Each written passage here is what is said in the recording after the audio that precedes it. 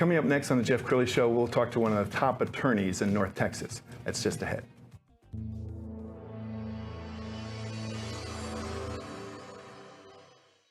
Many are predicting that the worst is yet to come, which is unfortunate, said one person here.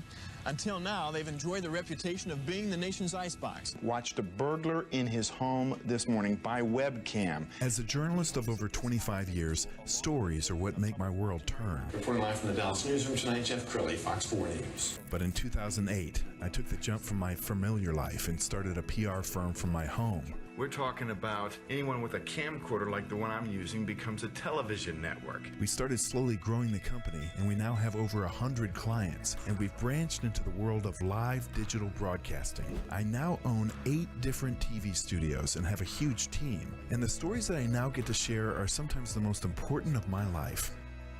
Life has a funny way of coming around full circle. This is the Jeff Crilley Show. I have always been fascinated with the law, and it's not just because I like those legal shows on TV, but I always look for interesting people to talk to in the legal profession, especially those who have climbed to the top of it. And joining me today, Sanjay Mathur. He is head of Mathur Law Group. Thank you for coming on the show. It's my pleasure. Yeah. Glad to be here. All right, you were telling me something right before the show about how you got inspired to get into law. Right. So both my parents have law degrees, but neither one of them actually ever practiced law. So I'd heard about the law, and I'd heard about it being in my family and grandparents and such, but I never really thought I was going to be a lawyer. So when I was in high school, after immigrating to the United States, I had an opportunity to take a business law class, and in that business law class, we learned about the U.S. Constitution, and particularly the Bill of Rights. And when reading the Bill of Rights, I decided that that was something I wanted to dedicate my life to, the freedoms that are guaranteed by the Bill of Rights. And to think of it as not just rights, but a written guarantee of rights that defined the country really struck me profoundly. Wow. Okay, so what year did you get into law?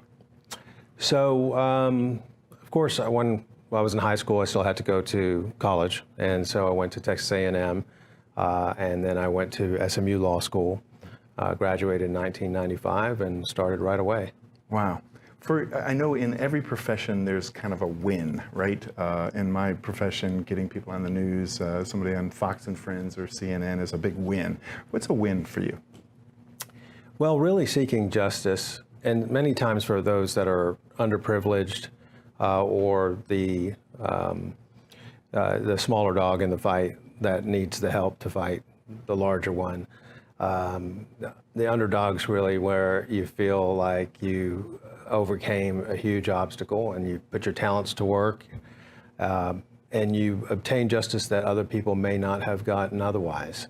Wow. That's inspiring. And behind every great leader is a great team. So we're going to put a picture of your team on the screen. You really have some wonderful teammates, don't you? Absolutely. The folks that have been with me, most of them for many years. And they are my right and my left hand, and they do a tremendous job of executing basically orders, because a lot of practicing law is going into battle, and you need people that you can depend on when you go into battle to execute the orders and directives that you've set forth in order to accomplish the goals. Yeah, and you've assembled a large team. I mean, when you started out practicing, was it just you and a secretary, or how did you do it? Absolutely. You know, it was me alone in a small office, sometimes officing with other lawyers that were not part of my team. Yeah.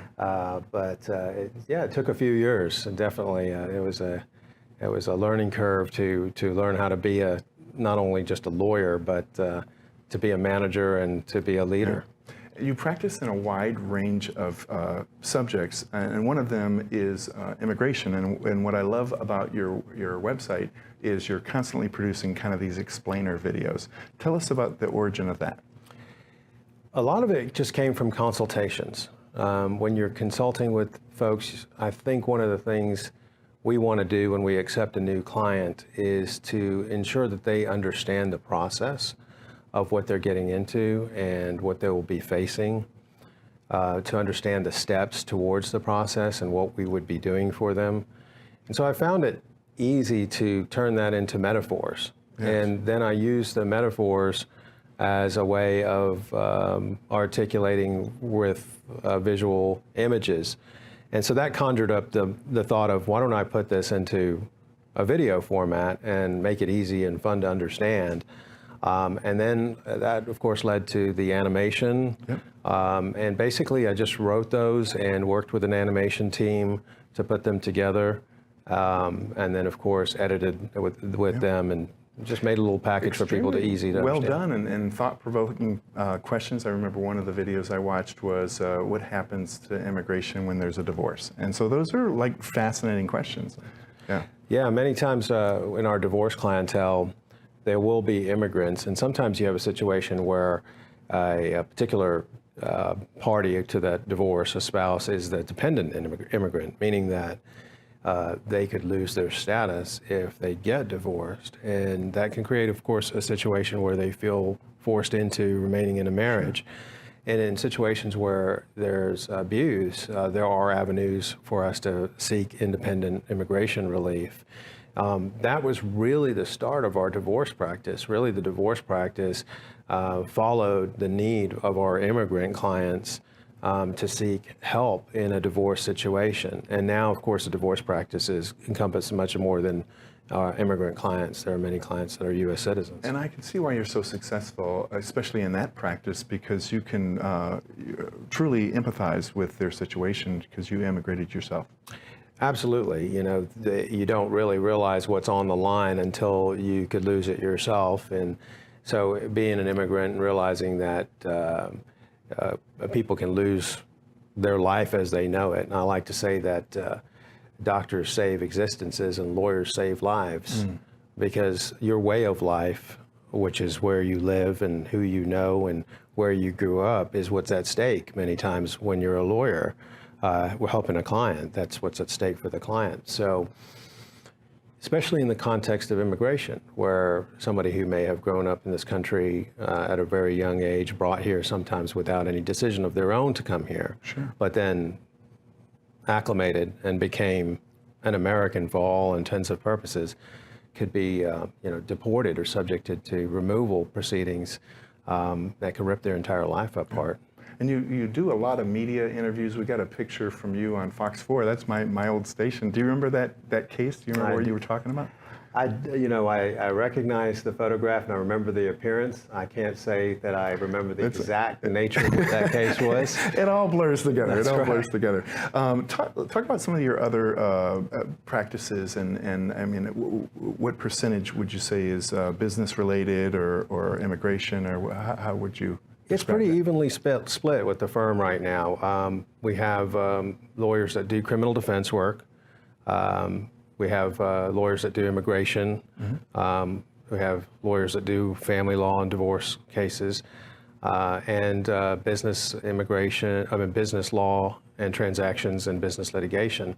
It's really quite evenly balanced.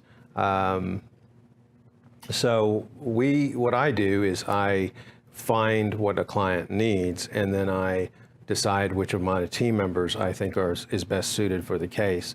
And sometimes that just involves a divorce lawyer. Yeah. Other times it may involve a divorce lawyer and an immigration lawyer that work in tandem together. And then what I do is supervise those needs, because having practiced for 25 years and having thousands and thousands of clients and thousands of cases to solve, I'm in a position where I can assist and think strategically for the clients. Wow. We're almost out of time. Final thoughts. What would you like to leave the audience with? Well, if they're interested, just log on to our website. We're here for folks when they may need us. It was a lot of fun being on your show. Thank you. Let's end with the website, mathurlawoffices.com. Sanjay, thanks so much for being on the show. My pleasure. That's it for now. We'll see you next time.